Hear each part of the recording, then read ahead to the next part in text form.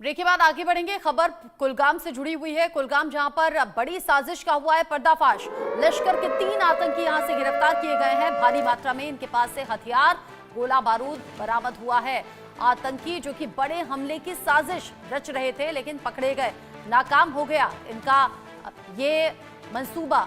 जिस तरीके से लश्कर के 3 आतंकी पकड़े गए हैं, इनके पास से बड़ी मात्रा में हथियार मिले हैं, गोला बारूद मिले हैं और इनसे पूछताछ अब आगे जारी है। 3 आतंकियों को पकड़ा गया और जो जानकारी मिल रही है, जिस तरीके से भारी मात्रा में हथियार मिले हैं, किसी बड़े आतंकी हमले को अंजाम देने की फिराक में ये तीनों थे। लश्कर से जुड़े हुए हैं। जम्मू कश्मीर में कुलगाम में मिली है ये बड़ी सफलता सुरक्षा बलों को। तीनों को फिलहाल पकड़ा गया है और जो इनके पास से हाईटेक हथियार मिले हैं उनको लेकर भी जांच जारी है। तीनों से अब पूछताछ भी चल रही है कि क्या ये तीनों अकेले हैं या फिर इनके कुछ और साथी भी इनके साथ में शामिल थे इस पूरी घटना को अंजाम देने के लिए। क्योंकि जाहिर सी बात है, जिस तरीके से हथियार, गोला बारूद मिले हैं, कोई बड़ी आतंकी साजिश रची गई थी जिसे अंजाम दिया जाना था। लश्कर के ये 3 आतंकी फिलहाल कर लिए गए हैं गिरफ्तार। बड़ी खबर, बड़ा अपडेट जम्मू कश्मीर से, जहां पर लश्कर के 3 आतंकी पकड़े गए हैं। इस खबर को लेकर सीनियर कुलीग अजय जांडियाल मेरे साथ में जुड़ गए हैं ज्यादा अपडेट के साथ। अजय, एलजी मनोज सिन्हा कह ही रहे थे कि आतंकवाद लगातार बढ़ रहा है और अब लश्कर के 3 आतंकी पकड़े भी गए और जिस हिसाब से इनके पास से हथियार, गोला बारूद मिले हैं, ऐसा लग रहा है कोई बड़ी आतंकी साजिश थी। तरीके से लगातार जम्मू कश्मीर में आतंक के खिलाफ एक बड़ा अभियान चल रहा है और खासतौर पे आप देखें तो ओवरग्राउंड वर्कर के नेटवर्क को उखाड़ फेंकने के लिए सुरक्षा बलों की जो मुहिम चल रही है, उसी में एक बड़ी सफलता सुरक्षा बलों को मिली है, जिसमें 3 लश्कर के आतंकियों के जो सहायक थे, यानी कि जो ओवरग्राउंड वर्कर थे, उनको गिरफ्तार किया है, जिनके कब्जे से भारी मात्रा में हथियार और गोला बारूद बरामद हुआ है। ये एक बड़ी सफलता है क्योंकि समय से पहले जब भी कोई आतंकी या उसका सहायक पकड़ा जाता है तो इसका मतलब साफ है कि हथियारों के साथ जब वो पकड़ा जाए तो उसके मंसूबे कहीं ना कहीं उस इलाके में किसी बड़ी वारदात को अंजाम देने के होंगे। मगर समय रहते एक्शन हुआ और सुरक्षा बलों ने इन तीनों को पकड़ लिया है। अब इनसे कई और खुलासे हो सकते हैं क्योंकि जम्मू कश्मीर में सक्रिय जो आतंकी हैं वो कहाँ बैठे हैं, किन मंसूबों को वो प्लान कर रहे हैं, क्या उनके टारगेट हो सकते हैं और कौन कौन उनके सहायक हैं, और तमाम चीजें जो हैं ये इन ओवरग्राउंड वर्कर्स से पता चलेंगी और उसके बाद सुरक्षा बलों को एक सफलता मिलेगी, जिसमें इन आतंकियों को, जो मौजूद सक्रिय आतंकी हैं, उनको मार गिराने में भी सफलता मिलेगी। जिस तरीके से आपने बताया कि 3 पकड़े गए हैं और इनके कितने साथी हो सकते हैं, लेकिन अब अजय, इससे पहले भी हम जिक्र करते रहे हैं, जब अगर कोई जिंदा आतंकी पकड़ा जाता है तो बड़ी कामयाबी माना जाता है, क्योंकि अगर आतंकी मर जाए तो उससे जुड़ी हुई जानकारी निकाली नहीं जा सकती। लेकिन 3 आतंकी जिंदा पकड़े जाना ये अपने आप में बड़ी कामयाबी इसलिए भी तो है, पूरे नेटवर्क को खंगाला जाएगा और कितने साथी कहां कहां पर हैं, कौन कौन से मंसूबे थे जिन्हें पूरा किया जाना था, ये हथियार इतने ही हैं या कहीं और कोई ठिकाना है जहां बाकी हथियार, गोला बारूद रखे हों आतंकी साजिश को अंजाम देने के लिए।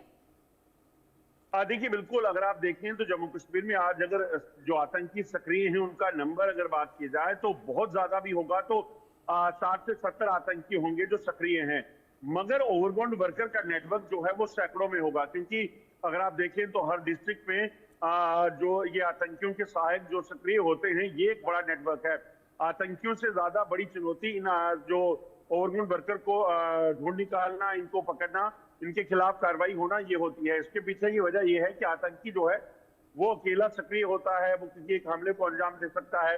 मगर ये जो ओवरग्राउंड वर्कर का नेटवर्क है, ये तमाम आतंकियों को रसद मुहैया करवाना, उनको हथियार पहुंचाना, उनको खाने पीने का सामान देना और उनके लिए नए आतंकियों को तैयार करने तक का काम करते हैं।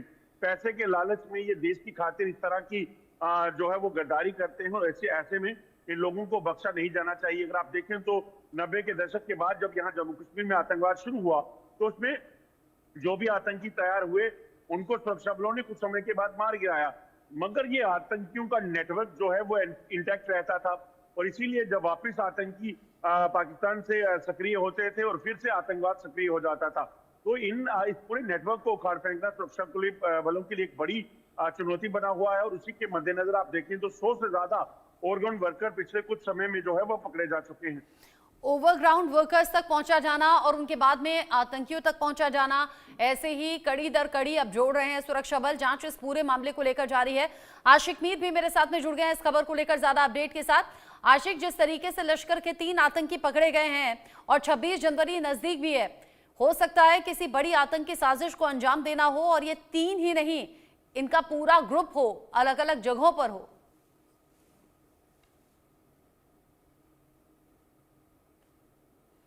आशिक, अनम्यूट कीजिए खुद को।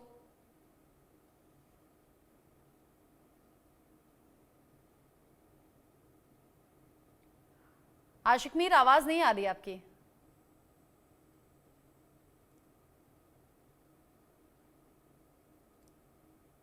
आशिक मीर,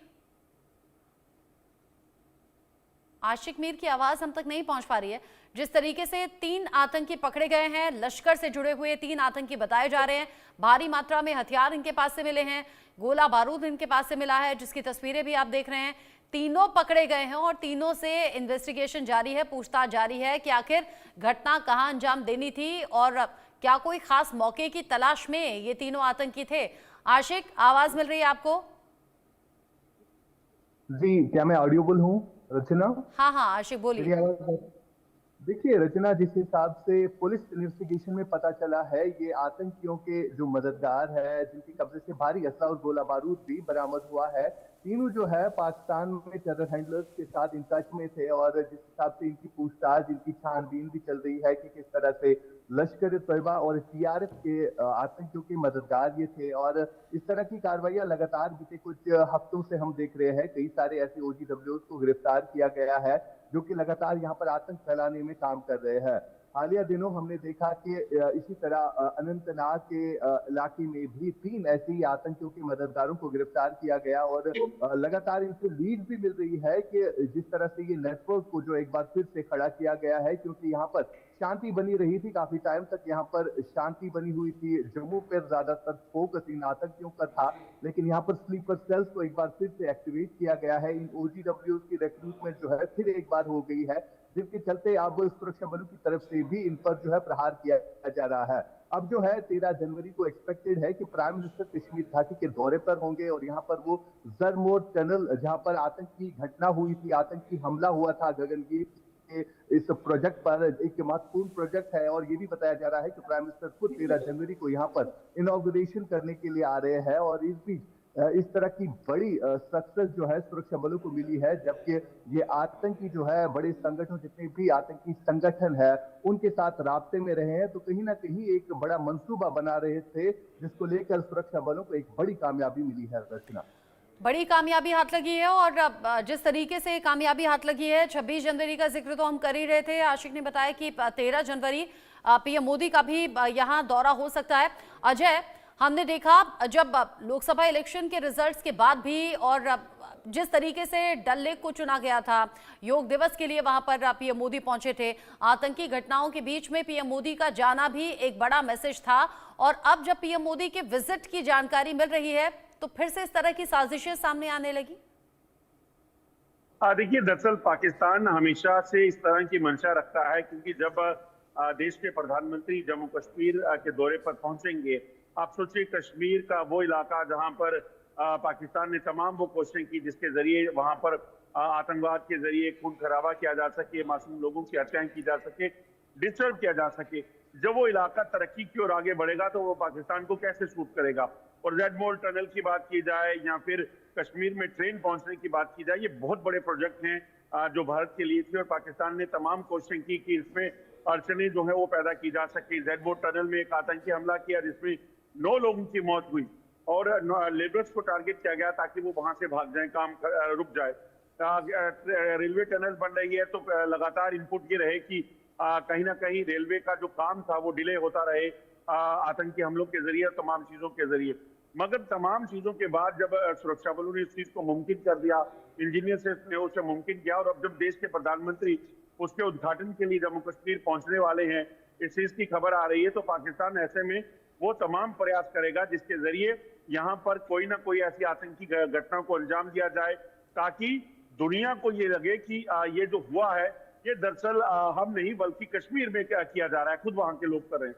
तो पाकिस्तान की ये मंशा हमेशा से रही है, मगर पाकिस्तान की उस मंशा को नाकाम करने के लिए तमाम सुरक्षा एजेंसियां काम कर रही हैं। अभी भी अगर आप बात करें तो जम्मू कश्मीर में जो आतंकी सक्रिय हैं, उनमें सबसे ज्यादा तादाद जो है वो पाकिस्तान से आए उन आतंकियों की है, जिसे पाकिस्तान ने खासतौर पे चुनावों को डिस्टर्ब करने के लिए भेजा था, और वो अब जंगलों में अपने आप को छुपाते फिर रहे हैं। तो ये वजह है दरअसल कि पाकिस्तान यहाँ जम्मू कश्मीर में किसी भी तरह की तरक्की शांति को बर्दाश्त नहीं करता, क्योंकि अगर वो तरक्की शांति देखेगी दुनिया तो उसका सीधा असर पाकिस्तान पे ये पड़ता है कि एक जम्मू कश्मीर का वो इलाका जो जम्मू कश्मीर के पास है, और दूसरा जिसपे वो इलाका जिसे पाकिस्तान ने कब्जाया हुआ है, तो दोनों में इस तरह अंतर कैसे हो सकता है। तो इसलिए पाकिस्तान एक्सपोज हो जाएगा, इसलिए पाकिस्तान की मंशा रहती है हाँ। कहीं ना कहीं किसी तरीके से यहाँ पे डिस्टर्बेंस पैदा की जाए। अपनी हालत सुधरती नहीं और भारत के खिलाफ साजिश रचने से बाज नहीं आता पाकिस्तान, जिसका एक और नमूना भी नजर आ गया। बहुत शुक्रिया आपका अजय जांडियाल, आशिक मीर, ये सभी जानकारी दर्शकों तक पहुंचाने के लिए।